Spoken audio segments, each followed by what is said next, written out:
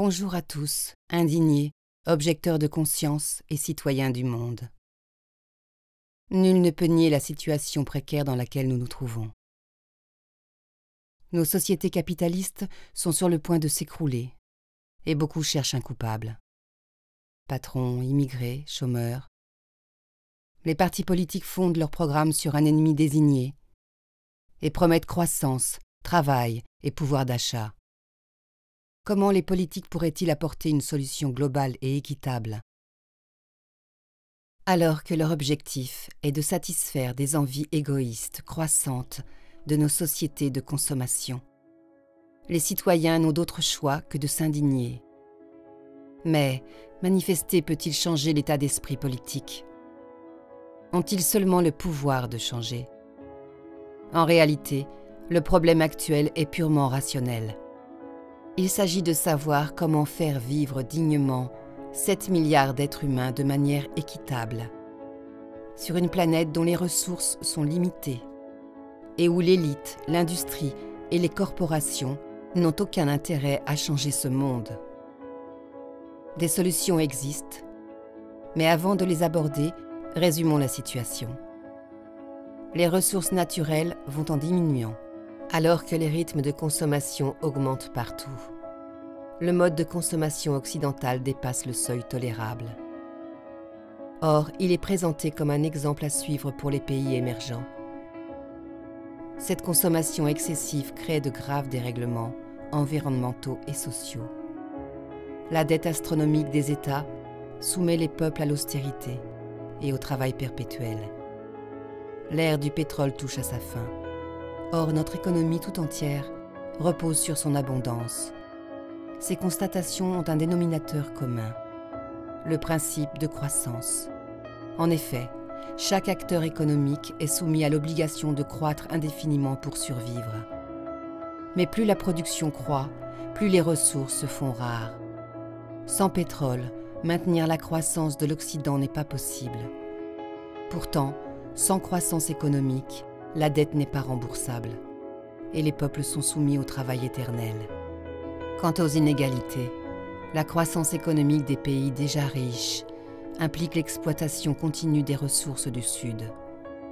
En réalité, nous avons atteint des niveaux de croissance que nos sociétés ne peuvent plus assumer. Des études démontrent qu'après un certain niveau, la croissance n'engendre plus d'effets bénéfiques sur la population. Au contraire, des externalités négatives s'accumulent et le bonheur recule. Pourquoi vouloir la croissance à tout prix si celle-ci est basée sur l'augmentation infinie de la production au détriment de l'émancipation humaine? En réalité, rien ne l'explique. Il s'agit d'une croyance, d'un choix de société babylonien, basé sur le mythe de l'abondance. Dans la nature, tout a un début et tout a une fin. Quand un organisme croît, il atteint un niveau optimal et cesse sa croissance.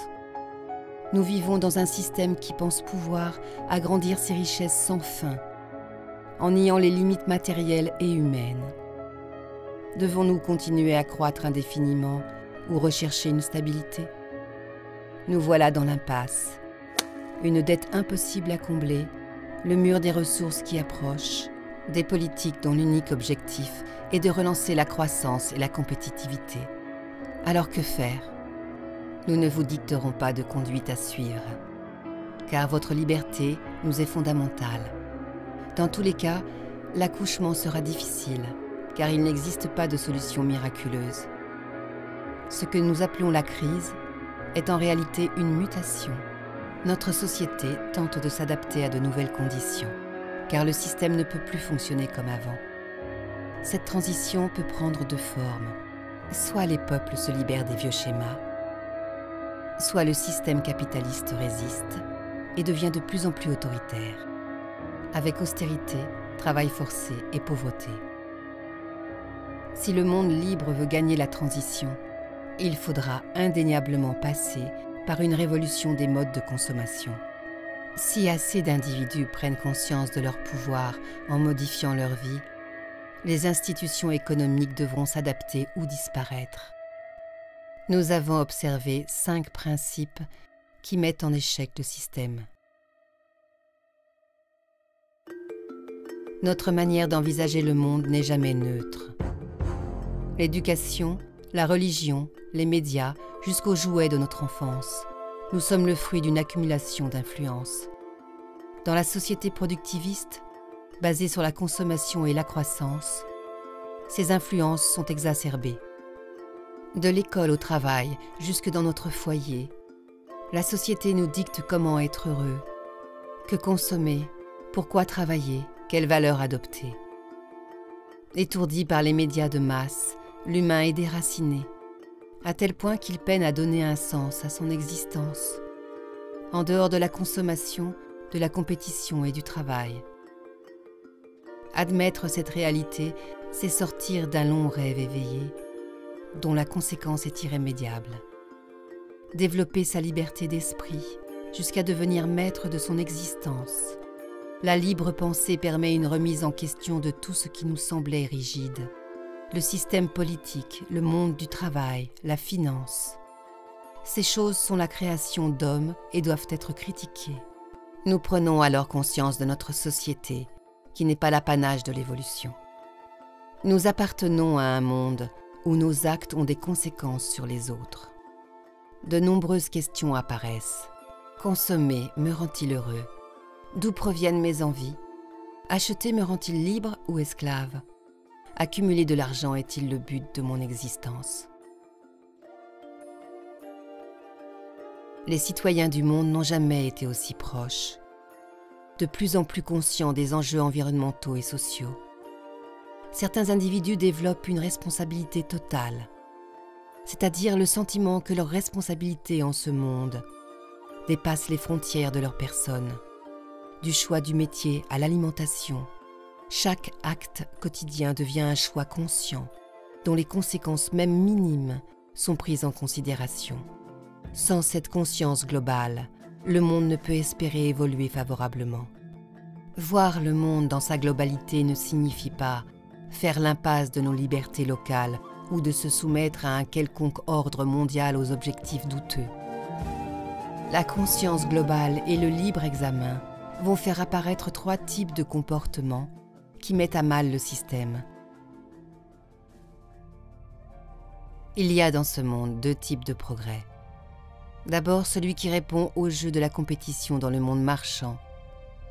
Chacun se bat pour créer un smartphone plus intéressant que les autres, des armes plus destructrices ou du papier WC plus résistant. Dans ce contexte, on ne parle pas de progrès mais d'innovation, de nouveauté ou d'effet de mode. De plus, ce savoir n'est pas libre. Les compagnies se battent farouchement pour garder secrète l'information. En parallèle, il y a le progrès éthique. Certains sacrifient leur temps, leur argent et leur intelligence dans une idée qui sera profitable à tous. Leur motivation n'est pas l'enrichissement personnel, mais l'émancipation du monde. Le phénomène peut s'observer dans tout type de profession, chercheurs, instituteurs, inventeurs, fermiers ou simples citoyens qui vont s'efforcer de penser pour un avenir serein. Il s'agit par exemple de la permaculture, de l'open source, des objecteurs de croissance, de toute invention dont la durabilité est réelle, des chartes éthiques ou des initiatives d'information telles que celle-ci. Chacun peut agir à son propre niveau, sans rentrer dans une logique prédatrice. Et ceux qui ne s'en sentent pas capables peuvent soutenir les initiatives qu'ils croient justes. La gratuité, le don et le bénévolat financent le monde libre. Ces innovations éthiques sont primordiales pour construire le monde d'après. Mais ce n'est pas suffisant sans que les citoyens ne prennent part à l'action individuellement ou collectivement. C'est la dimension collective de la transition. Il s'agit concrètement d'expérimenter des projets alternatifs en marge de la société marchande. Le but, s'organiser ensemble localement pour créer des espaces imperméables à la logique financière, marketing ou industrielle. Tout type de mouvements existants comme les créatifs culturels peuvent y participer. Pour autant, cela n'implique pas de se couper du monde et de devenir intolérant. Par exemple, la permaculture consiste à créer une agriculture biologique qui assure la sécurité alimentaire d'un territoire. Même en cas de choc pétrolier, la survie de tous serait garantie.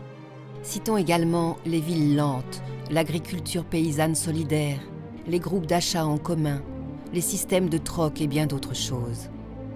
Ces initiatives ne mettent pas en péril les libertés et au contraire renforcent une démocratie réelle. Cependant, cette démarche collective risque d'être combattue par le système et ses lobbies. Aussi, sa réussite dépend de l'investissement individuel de chacun. Appelée aussi frugalité choisie ou simplicité volontaire, c'est l'application individuelle de l'adage « penser global, agir local ». Il n'existe aucune règle ou obligation. Chacun est libre de concrétiser sa sobriété à son propre rythme selon ses revenus et ses convictions politiques, philosophiques ou religieuses. La seule base commune est la prise de conscience de la démesure du système. D'une manière générale, c'est un désencombrement matériel, un rejet de l'hybris, un refus du mode de vie babylonien. Chaque acte quotidien devient dès lors une opportunité de lutter. Certains vont adopter une automodération profitable à tous, même si les effets ne sont pas visibles maintenant.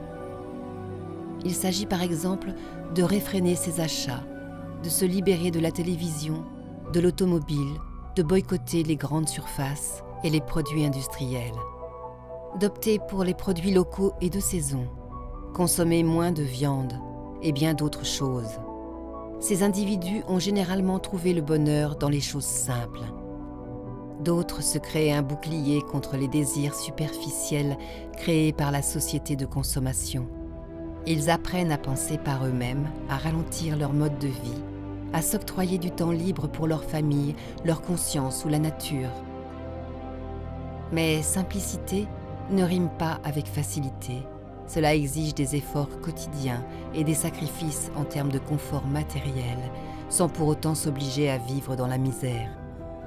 Tous déclarent voir leur bonheur augmenter.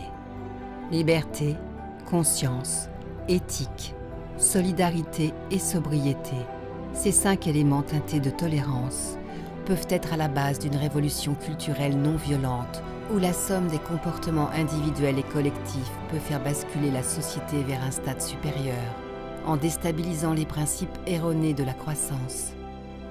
Notre liberté est à ce prix, pour un avenir serein. Merci.